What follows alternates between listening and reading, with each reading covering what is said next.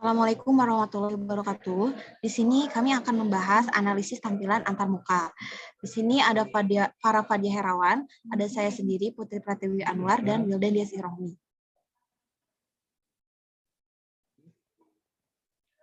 Untuk materi yang akan kita bahas, yang pertama ada konsep layout.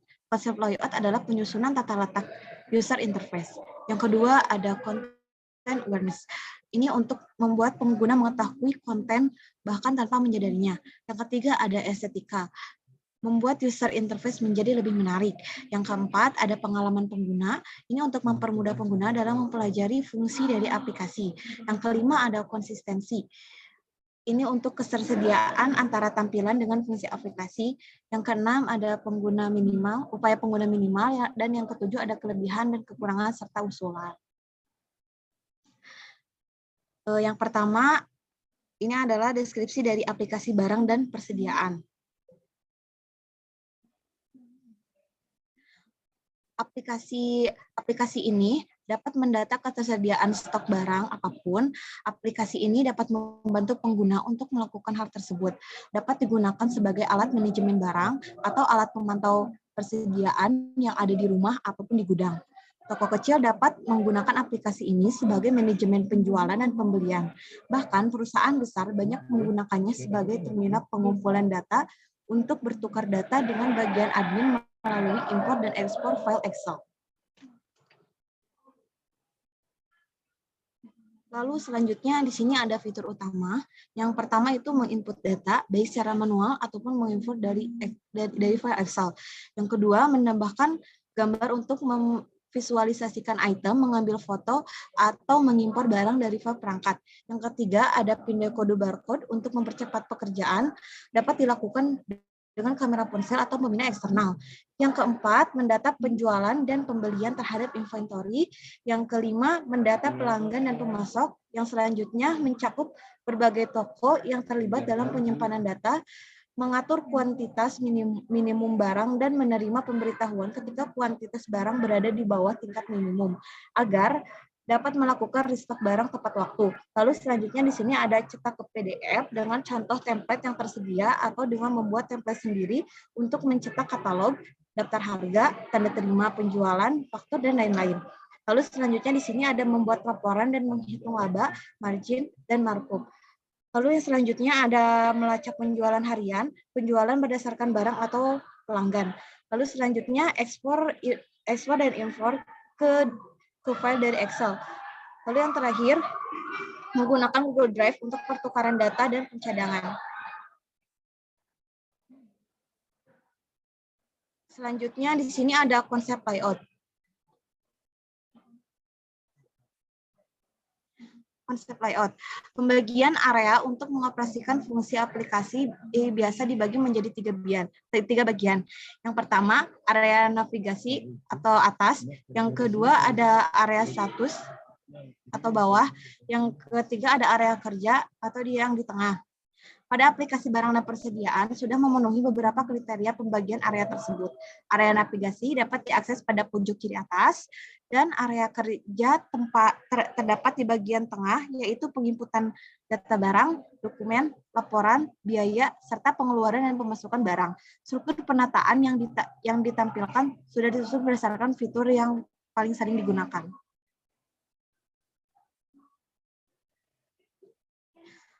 Lalu di sini meskipun fitur telah disusun menurut penggunaan yang paling sering, namun penyesuaian tata letak juga masih bisa diatur oleh pengguna. Bahkan pemilihan warna-warna untuk tiap fitur juga dapat disesuaikan. Namun terdapat kekurangan dari aplikasi ini adalah adanya penyusunan tata letak yang memiliki fungsi yang sama. Pada navigasi atas terdapat menu untuk input data, dan pada bagian tengah di area kerja juga memiliki fungsi yang sama. Maka hal seperti ini dirasa dapat disederhanakan, misalnya dengan hanya menampilkannya di bagian navigasi dan mengganti dengan konten lain di area kerja menu utama. Lalu selanjutnya. Baik, di sini saya akan melanjutkan presentasi untuk poin yang kedua, yaitu content awareness. Di sini membuat pengguna mengetahui konten bahkan tanpa menyadarinya.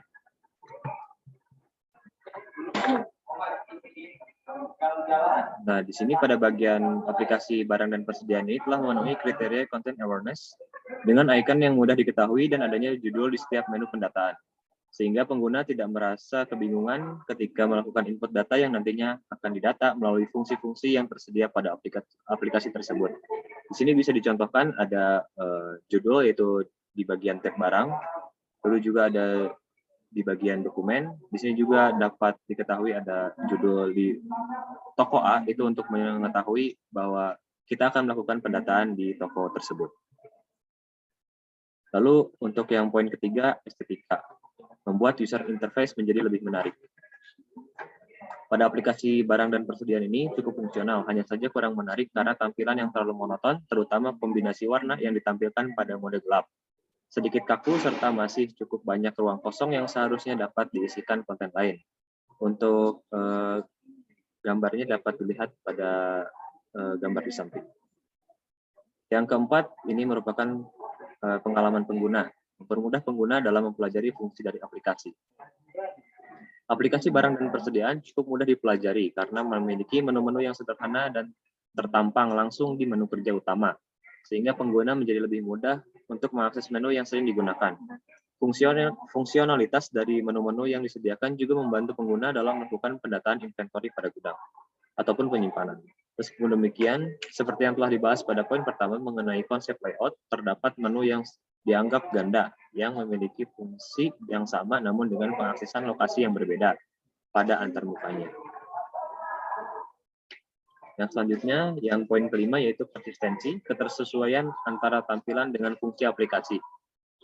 Aplikasi barang dan persediaan sudah cukup baik dalam memilih logo dan simbol untuk merepresentasikan fitur dan fungsinya, sehingga pengguna dapat langsung mengidentifikasi dan memahami bahwa simbol-simbol untuk melakukan pendataan baik barang, dokumen, laporan, biaya, dan lain-lain. Dengan simbol-simbol yang mudah dimengerti tersebut, kurva belajar pun dapat berkurang, sehingga pengguna yang awam pun dapat langsung mengetahui fungsinya. Meskipun begitu, di sini kami mendapatkan adanya kejanggalan yaitu di bagian penggantian toko. Nah, di sini seharusnya memiliki icon yang lebih besar karena pada saat mempelajari user interface dari aplikasi barang dan persediaan pun saya sempat tidak melihat untuk icon pergantian toko tersebut. Selanjutnya akan dijelaskan oleh rekan saya.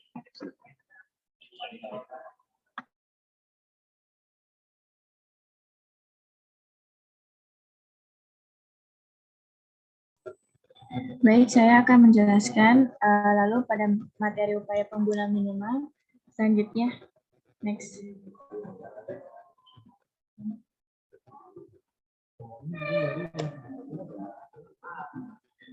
Pada aplikasi ini memenuhi kriteria menu utama langsung terpampang menu-menu untuk melakukan pendataan persediaan. Setelah itu, pada pengguna dapat langsung mengklik dan melakukan input data. Next. Lalu adapun kelebihan dan kekurangan serta adanya usulan pada aplikasi barang dan persediaan yang memiliki beberapa kelebihan serta kekurangan. Aplikasi barang dan persediaan ini memiliki beberapa kelebihan, yaitu tampilan yang cukup sederhana dengan ikon-ikon yang mudah dimengerti dan dipahami, bahkan orang pun sekalipun sehingga kurva belajar dapat dikurangi untuk seluruh kalangan. Pada tampilan mode terang ini lebih direkomendasikan untuk digunakan karena pada mode gelap terlebih mode monoton itu kurang menarik dilihatnya. Selain itu, kustomisasi pada aplikasi ini juga dapat dilakukan seperti layout menu utama dan memberikan warna yang berbeda pada tiap icon untuk mempermudah mengidentifikasi menu yang ada. Next. Baik, pada kekurangan pada aplikasi barang dan persediaan ini, aplikasi barang dan persediaan ini memiliki kekurangan, yaitu yang pertama harus adanya perbaikan kombinasi warna terutama pada mode gelap serta ikon yang masih dinilai kaku. Yang kedua, pada ikon pindah tokonya itu kurang ter-highlight.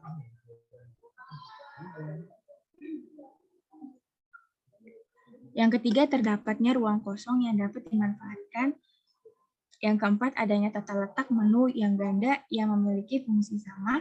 Yang kelima, ada ikon yang terlalu kaku. Baik, selanjutnya. Usulan dari pengembang aplikasi ini, adanya kelebihan dan kekurangan dari aplikasi ini, dan usulannya yaitu perbaikan tampilan pada menu utama agar tidak terlalu kaku. Yang kedua, memanfaatkan ruang kosong pada menu utama.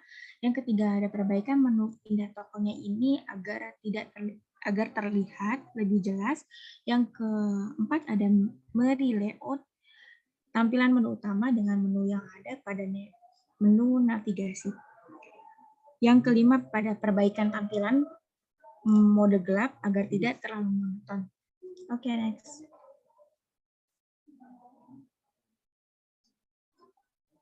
Baik, cukup sekian dari materi dari kelompok saya.